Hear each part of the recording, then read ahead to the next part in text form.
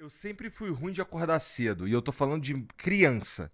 Uma criança normalmente. Aí que tá. Agora, bom ponto. Putz. Criança e adolescente, eles passam por uma fase que a gente chama de vespertinilização. Ah, Adolescente naturalmente acorda um pouquinho mais tarde. Mas o mais tarde é o quê? 8h30, 9 horas. Quando você vai ficando adulto, seu ciclo arrasta um pouquinho para trás. Algumas pessoas continuam sendo vespertinas. Então tem algumas pessoas que tendem a dormir um pouco mais tarde e tendem a acordar um pouco mais tarde. Aí o cara falou: "Aí, ó, tá vendo? Sou eu". Mas o que que é o mais tarde? 11h30, 11 horas e tendem a acordar 8, 8h30. Tem outras pessoas, assim como eu, acho que o Fábio também, que somos matutinas. Então a gente dorme entre 9h30, 10, 10h30 e acorda entre 5 e 6. Mas não existem pessoas que naturalmente acordam 10, 11 da manhã. Se você acorda 10, 11 da manhã, 9h30, você está dormindo errado e o teu ciclo está desregulado. Adolescente normalmente acorda um pouquinho mais tarde, é natural. Qual que é o problema? acho que eu tomei raiva de acordar cedo. Cara, aí muita gente a toma, cara. Porque tem que acordar 6 horas pra ir pra escola, É. velho. Um adolescente. Primeiro, o sistema educacional tá tudo errado. Tá tudo fudido, tá tudo errado, tem que reformular tudo. Tá tudo cagado.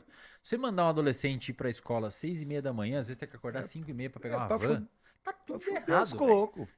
Cara, você privou, velho, o cérebro de um adolescente de sono no momento de neuroplasticidade alta e que tá se desenvolvendo o Teve- córtex pré-frontal. teve- Tá muito errado, Teve um velho. estudo que É saiu agora. nocivo, velho. É quase um crime. Teve um estudo que saiu agora há pouco tempo, cara. Eu não vou lembrar o autor, mas que eles atrasaram o início das aulas. Eu acho que começava às 10 horas.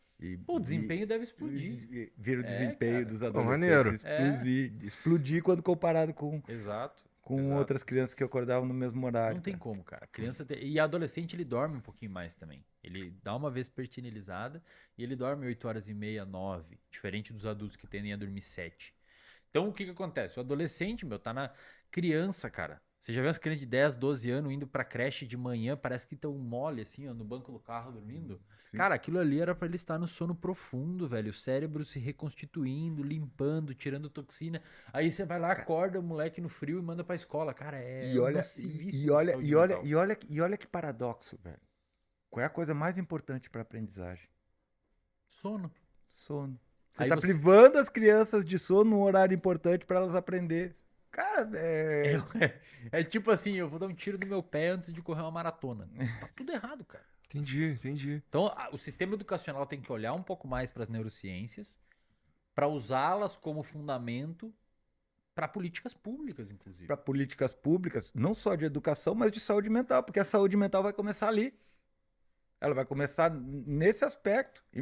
Imagina imagina qual é a autorreferência que você vai ter, ou seja, a forma como você se percebe em relação ao ambiente.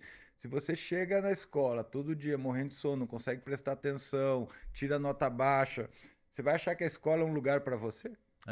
Não vai. Exato.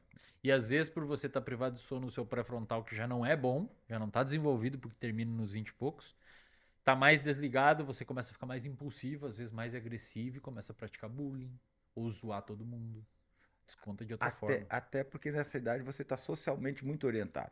Você está com uma sensibilidade social muito grande. Porque é uma época onde você tem um aprendizado social muito intenso. Final da terceira infância, começo da adolescência ali, você é hipersensível socialmente. Né?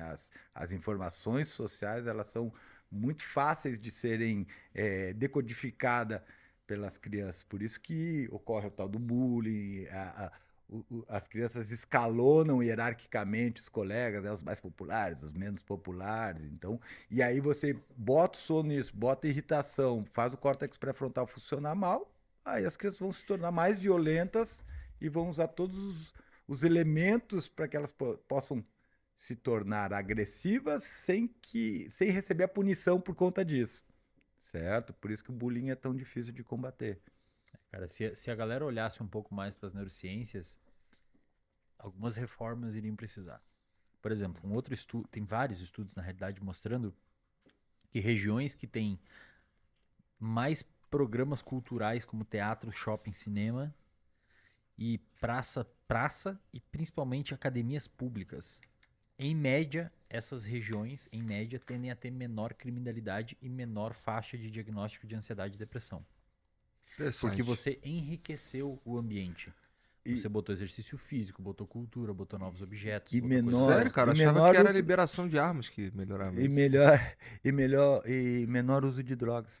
Menor uso de drogas. Interessante. Se eu botar um rato numa gaiola, olha que legal. Se eu botar um rato numa gaiola e colocar uma mamadeirinha onde tem cocaína com água Um bebedor com cocaína. e um sem. E deixar o rato isolado socialmente. Só ele, isolado ali. Ele tende a usar mais cocaína do que água. Se eu botar um companheirinho, ele já diminui o uso de cocaína, porque tem alguém junto com ele. Se eu botar uma fêmea, diminui menos, mais ainda, porque ele tem uma fêmea. A cocaína já não é tão interessante quando tem uma fêmea junto, que você pode acasalar. Se eu coloco uma rodinha de correr, eles adoram correr em rodinha de correr, rato e camundongo, ele usa menos ainda a droga.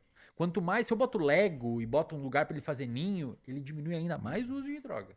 Quanto mais Então, quando estimulado o você ambiente, enriquece o ambiente dele, bota amiguinho, dá novas possibilidades, ele tende a usar menos, a droga é menos atrativa.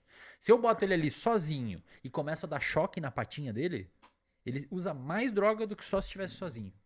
Porque como ele tá sofrendo, ele vai mais pra droga, é meio que o que tem, cara. Então você olha muitas vezes pra periferia, você olha muitas vezes pra... Cara, muitas vezes era o que sobrou pra aquela pessoa ir pras drogas. Aí quando você começa a implementar ela não foi para as drogas, empurraram ela para droga. é o que sobrou, tá ligado? Principalmente se existe um aspecto social naquilo ali. Ele ganha uma relevância no meio dele, estando naquele contexto. Deixa eu fazer uma observação, cara. Muito Eu costumo pensar na droga não como a doença, mas como um sintoma. Perfeito. A droga é um sintoma. O uso de droga é um sintoma Ela abre de uma outra doenças. condição. Ela abre doenças Isso, depois. de outras condições que já estão ali ocorrendo, Aham. né? Então, se você pega esses dados, cara, e você começa a usar eles em políticas públicas, meu, é uma fonte de intervenção poderosíssima. Botar mais academias, coisas que as pessoas possam liberar ansiedade, estresse. Claro que não vai resolver. Óbvio que não vai resolver. Mas provavelmente dilui. Então, aquele rato na gaiola, ele ainda usava droga, mesmo com a rodinha de correr, mas muito menos do que o que só tomava choque. E isso não é só com ratos, com primatas também. Macacos também. Com primatas, as relações sociais, a rede de apoio é um preditor e a situação hierárquica que esse animal tá dentro do grupo deles é um preditor do uso de drogas. Quanto mais Entendi, lugar- pô. Entendi. Faz sentido mesmo, né? Faz sentido mesmo. porque a gente vê isso no dia a dia. No cotidiano, a gente só tá descrevendo como que o cérebro funciona para produzir essas coisas. Quando você olha para o cérebro, fica mais claro isso. Quando você olha como que o cérebro está mediando essas situações, fica mais claro de você entender a sequência Aham. de eventos que permite isso. E aí, óbvio que fazer intervenções mais adequadas, mais pontuais e mais adequadas. Entendi. Faz sentido É legal, demais. cara. Neurociência é muito foda, meu.